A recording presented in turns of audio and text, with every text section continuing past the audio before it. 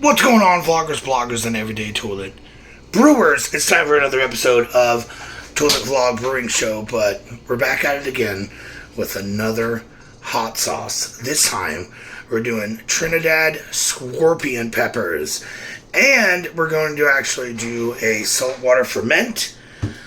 Bonus orange kitty down here, so if you hear meowing in the background, we're also going to be using one whole entire head of, or not one whole head, but one whole entire thing of red garlic, or not red garlic, red onion, and then elephant garlic. But, so if you didn't know, elephant garlic is huge. It's the size of it next to a full, large red onion. So go big or go big. And what in this video what we're going to be doing is doing a saltwater ferment.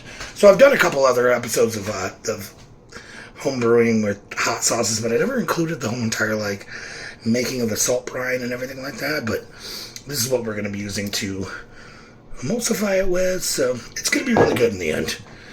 Yeah, that's it. Alright, so making a saltwater brine is super easy. We're going to be doing a big hot sauce. So I've got the biggest half-gallon jar, a ball mason jar that I can find. And you really want to do 2-3 teaspoons. But since we're going to be doing a huge recipe, we're just gonna kind of get it in there. So that looks about right. It's probably about 1/4 cup. And then we're gonna dump this in here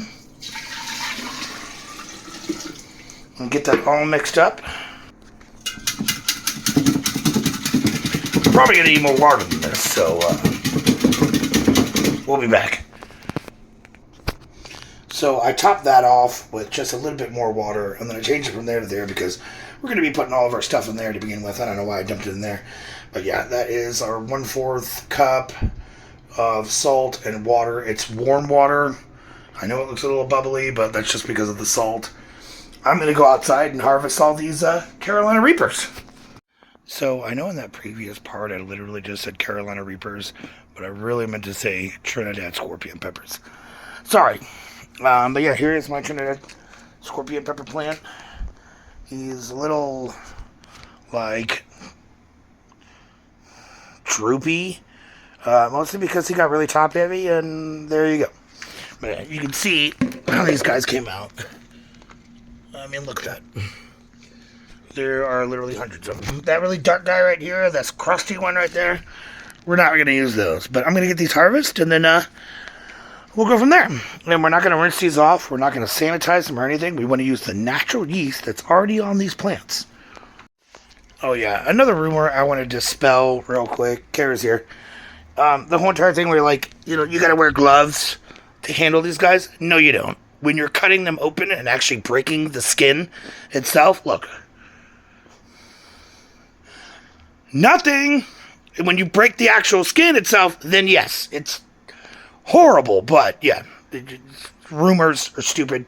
You don't need gloves unless you're literally breaking this part open or releasing some of the seeds. Either way, just wanted to put that in there. Alright, so we're back with the second part.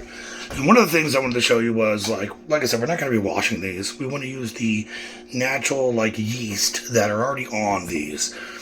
So one of the things I'm going to show you with plants that have been set out for a while, you'll kind of get this cracking. See that? These are okay to use. Fine. But if you get, dirty spots like that, that's rotting. Not okay to use. That will infect your whole entire thing. You know what I mean? Here's one that's kind of teetering on the edge, which it's a little too much for me, so I'm gonna toss it. But yeah, you can see how many we got and why we're using a big old jar. You might have a little bit of spider webs on there, stuff like that, but you'll be fine. Just throw it in. Alright, now it's the part where we actually cut into the flesh of the pepper, and that's why I'm actually wearing gloves. Sorry, look, they're small, so I can barely get on there. But I'm going to do this very easily, and I'm just going to use a pair of scissors, and all we're going to do is literally do this. You take this, you cut it right there, get that head off. You're going to want those peppers and everything like that. That part goes on the trash, this part goes in the jar. That easy. Alright, you can literally see how many Trinidad scorpion peppers we have with, this is a half-gallon jar, and that's how full it is, so pretty crazy. I'm going to do the elephant garlic and the red onion, chop it up, throw it in here. We'll dump the saltwater brine in, and then we'll find something to kind of like push this down so everything's submerged, and then we'll just put the lid on wherever the hell I put that, and that's it. So yeah, we're just basic chop.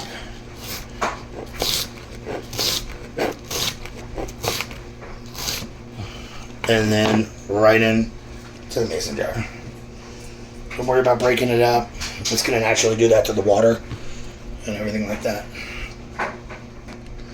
So I wanted to show you how big elephant garlic is. This is a full-on butcher knife. Look at the size of these cloves. Or like a regular 12-inch chef knife. Or whatever the hell you want to call it. Aren't those ridiculous? Go big or go big. You know the whole entire thing about put it in the container and shake it? Yeah, it actually fucking works.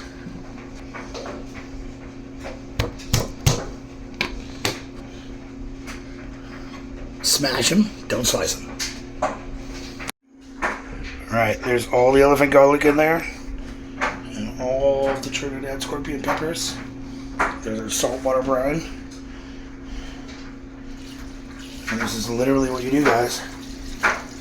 Fill it up so it goes all the way to the top. So I didn't make enough, so I'm gonna make a little bit more. Just salt water on this, and then I'll be right back. Alright, made a little bit more salt water brine. Get it in there until everything is submerged. See how everything is submerged? There you go, right up to the top. And then find something that's gonna fit. Like this is like one of the small mason jars I got. Oh, hold on. See if we can pour a little bit of this out. I'll be right back. But yeah, just push a little mason jar in there, and then once you like put this cap on, just get it on. Hold on. God damn, doing this shit left-handed. Get it on there. Don't do it super tight. Just get it slightly tight. You can see all the way up to the brim. Everything is fully submerged. There's your final project. We'll see you on part 2. So this is about 24 hours. See those bubbles?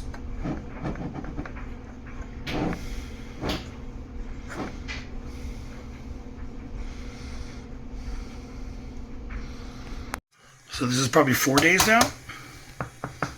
You can see all the bubbling. I know that water looks kind of like murky and crazy. Yeah, you see all that? Oh yeah. We'll probably go like 2 more days and then do the rest.